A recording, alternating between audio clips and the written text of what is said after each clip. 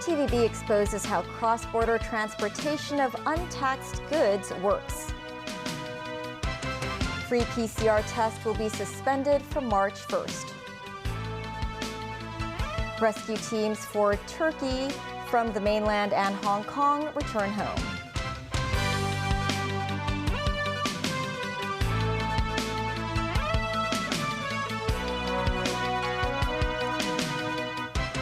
Hello and welcome to TVB News. In just 2 weeks since the border with the mainland fully reopened, Hong Kong is already seeing the return of parallel trading in Sheng Shui, where traders purchase goods at lower costs before ratcheting up their prices in the mainland. TVB tracked a parallel trader in Hong Kong and followed him to Shenzhen in order to better understand how the business works. Timothy Lee tells us more. Located near Shenzhen, Sheng Shui has long been a hotbed of trafficking and parallel trade in the SAR. Many individuals engaged in such activities could be found near this bicycle parking area next to Sheng Shui Station. On Tuesday, TVB found a group of parallel traders using plastic bags with large red 9N9 labels to take goods to the mainland. They include essential oils with a market value of over $1,000 and suntan lotions, facial masks, and other beauty products worth over $100. The man in the blue jacket was seen talking with a parallel trader before he quickly left. 5 minutes later, the trader carried 2 bags of goods and delivered them to the man in the blue jacket on an alley next to Sheng Shui Station. The man then boarded the MTR train to Lo Wu Station after checking the suspected receipt. He headed to a parking lot after departing from the Lo Wu Port Joint Inspection Building before being confronted by a TVB reporter. When asked what was inside the plastic bag, the man refused to reveal the contents inside. Less than 5 minutes later, he inspected the condition of the items in the plastic bag at the parking lot and handed the bag to a local motorcyclist before he received his payment. Throughout Tuesday afternoon, many individuals carrying plastic bags with a 9N9 label could be found crossing the border. They were all seen delivering their bags once reaching Shenzhen. This person said they were paid $2,000 for completing the task. When TVB News revisited Sheng Shui on Thursday, such deals remained prevalent. Some parents even brought their children along for the delivery process and would store the goods inside their backpacks. The whole procedure lasted shorter than 2 minutes. Authorities noted they have stepped up efforts to combat the parallel trading problem, and law enforcement measures had been taken to combat parallel trading activities. Some Sheng Shui residents remain unsatisfied with those measures, with several residents complaining about the noise pollution. Travelers receiving payments from delivering parallel imports in the mainland could face a fine of up to $50,000 and 2 years imprisonment. Timothy Lee, TVB News. The government announced today that the free community PCR testing service will be suspended from March 1st. Only 21 community testing centers will remain in operation. The operating hours of the community testing centers will be adjusted as well, opening from 10 a.m. to 8 p.m.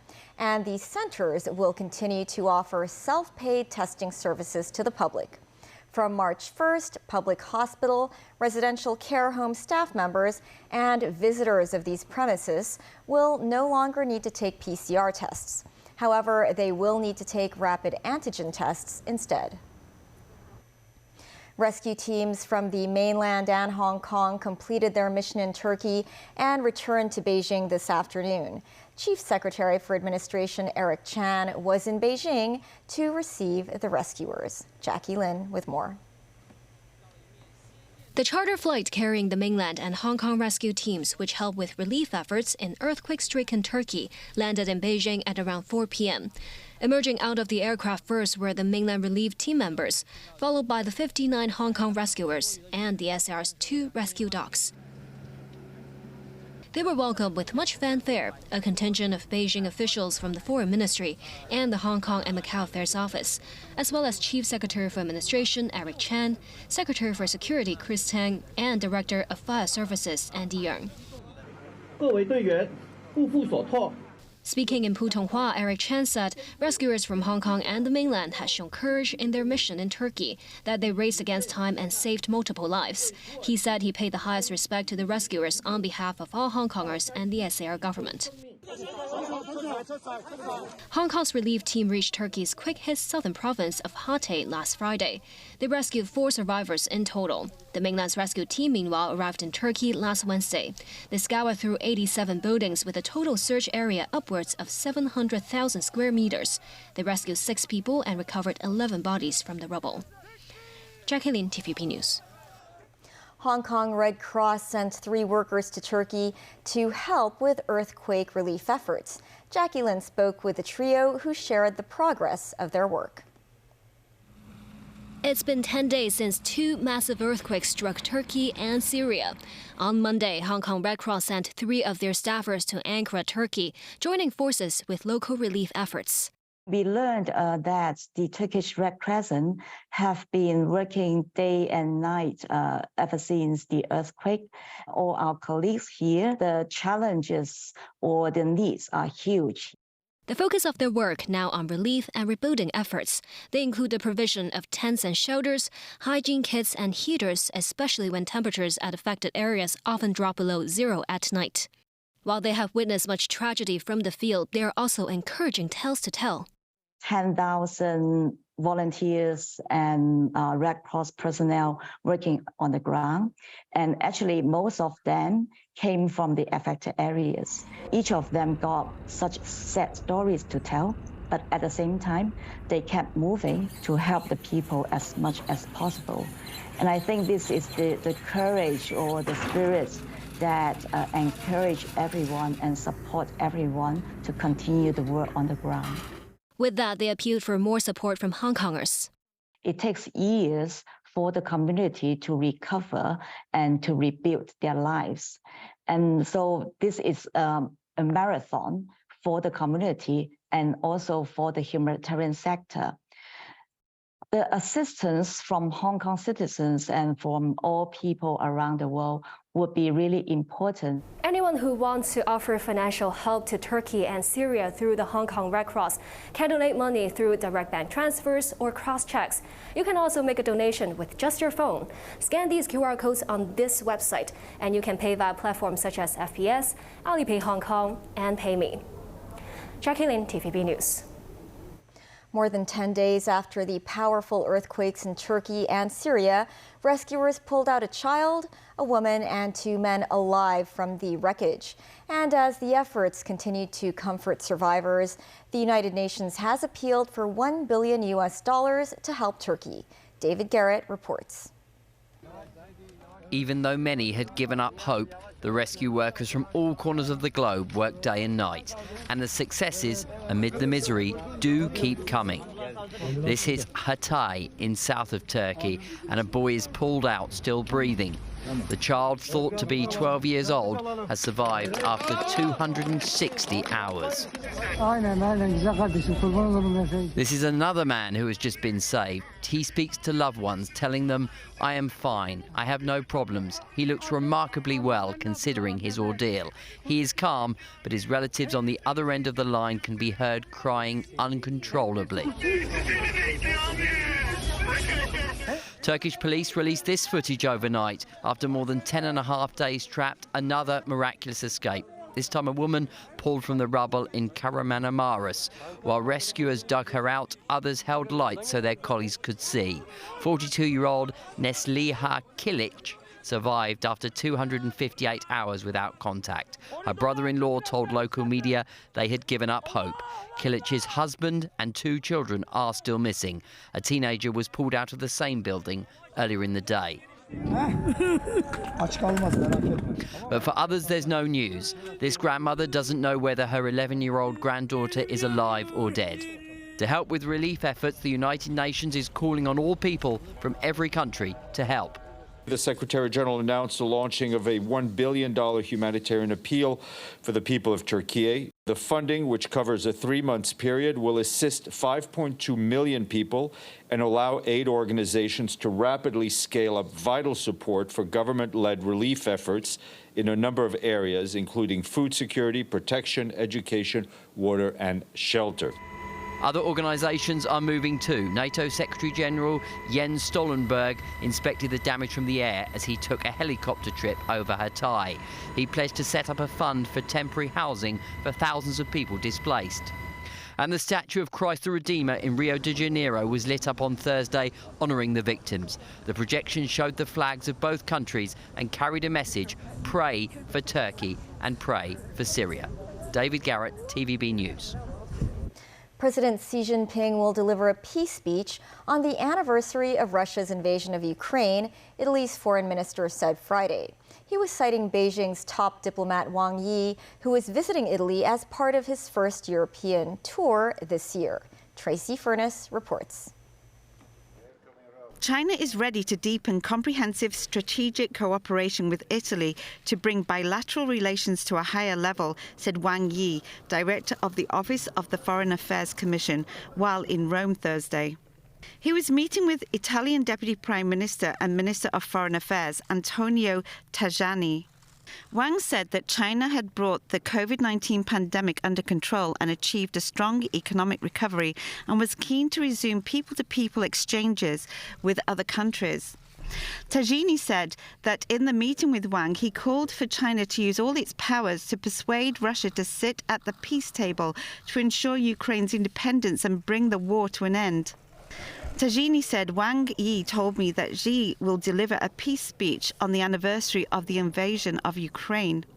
Meanwhile, in France Thursday, Wang co-chaired the 23rd China-France Strategic Dialogue with Emmanuel Bon, diplomatic counselor to French President Emmanuel Macron, in Paris. The two sides agreed to give full play to strengthen head-to-head diplomacy and strategic communication, as well as jointly tackle global challenges, so as to inject new impetus into China-Europe relations, providing stability to the world. Wang will visit Hungary and Russia next and is expected to deliver a speech at the China session of the upcoming 59th Munich Security Conference. Tracy Furness, TVB News. Coming up, LegCo holds spring luncheon. U.S. President refuses to apologize over shoot-down of balloon.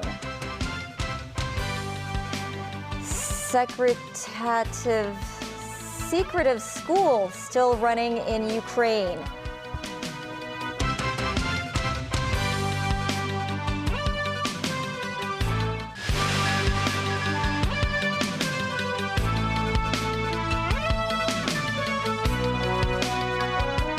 Welcome back. The Legislative Council Spring Luncheon, which had been put on hold for the last 3 years due to the coronavirus, was once again held today. Attendees included Chief Executive John Lee and several members of his cabinet. Almost 200 individuals attended today's luncheon, the highest turnout since the establishment of the Legislative Council. LegCo President Andrew Leung noted the event showed that the city has returned to normality. He added that discussions are currently underway for the CE to make another visit to the Greater Bay Area to increase cooperation with the mainland. Luncheon Star, a subsidiary of fast food chain Café de Corral, will suspend its Lunchbox service for schools next Monday and Tuesday. This as some students reported that they felt unwell earlier after having food provided by the company. Some schools had creative responses to the challenge. Christy Kahn reports. Concerning some students who fell sick after having lunchboxes, Luncheon Star, the service provider, said it will suspend its lunchbox service on Monday and Tuesday next week. The company said they will inspect the production line process and clean the factories during the suspension period. The abrupt suspension has caused troubles to some schools and parents because students will have no food for lunch. In response to this lunchbox crisis, some parents and schools have come up with different contingency plans. This parent says she will bring her child out for lunch. And this woman says she will prepare meals for her children next week. A local primary school decided to take this opportunity to bring its students to its kitchen and allow parents and teachers to work together to make lunch boxes at school. our school have a cooking lesson for the P5 and P6 students, so that this is a good chance for the P5 or P6 student to show what they learn in the school, and they need to prepare wash the vegetable or how to cut the vegetable. Another school which is affected by the Lunchbox suspension is considering bringing students to have picnics at Inspiration Lake on Lantau Island. The Food and Hygiene Department said they inspected Luncheon stores factories in Shatin and Yunlong on Wednesday and Thursday and collected some food and environmental samples. The authorities decided to prosecute after inspecting the factory in Yunlong, citing improper maintenance. Meanwhile, the department said they will step up inspections of factories supplying lunchboxes. About 50 premises have been inspected so far. Christy Khan, TVB News. Japan halted the launch of its new medium-lift rocket Friday just moments before the H-3 vehicle was meant to lift off. During the live-streamed event, the H-3's main engine cut off after the launch countdown had reached 0, leaving the 57-meter rocket on the ground at the Tanegashima spaceport. The rocket was carrying the ALOS 3 land observation satellite, which is equipped with an infrared sensor designed to detect North Korean ballistic missiles. It is the first such launch event for the country in 3 decades. U.S. President Joe Biden said he will not apologize over the shooting down of what he said was a spy balloon from China. Biden also announced he expects to discuss the balloon issue with President Xi Jinping. Daniel Rao tells us more. U.S. President Joe Biden said he's directed National Security Advisor Jake Sullivan to lead an interagency team to review U.S. procedures on unknown aerial objects. Biden said he hoped the new rules would help distinguish between those that are likely to pose safety and security risks that necessitate action and those that do not. Make no mistake, if any object presents a threat to the safety and security of the American people, I will take it down. Biden's comments come after the U.S. shot down a suspected Chinese balloon discovered in American airspace, as well as 3 other objects that Biden said Washington now believes are most likely benign that have been launched by private companies or research institutions. Nothing right now suggests they were related to China's spy balloon program or that they were surveillance vehicles from any other country. Biden criticized what he called China's surveillance program, saying the shoot-down of the balloon off the Carolina coast sent a clear message that the violation of U.S. sovereignty is unacceptable. Still, the U.S. president said he is looking to maintain open lines of communication with Beijing and that he expects to discuss the matter with President Xi Jinping. I expect to be speaking with President Xi, and I hope we are going to get to the bottom of this, but I make no apologies for taking down that balloon. Beijing maintains the downed balloon was an unmanned civilian airship and that its flight into U.S. airspace was an isolated incident. With regards to Biden's comments about discussing the balloon with President Xi, the Foreign Ministry said today that the U.S. cannot ask for communication and dialogue while escalating the balloon incident.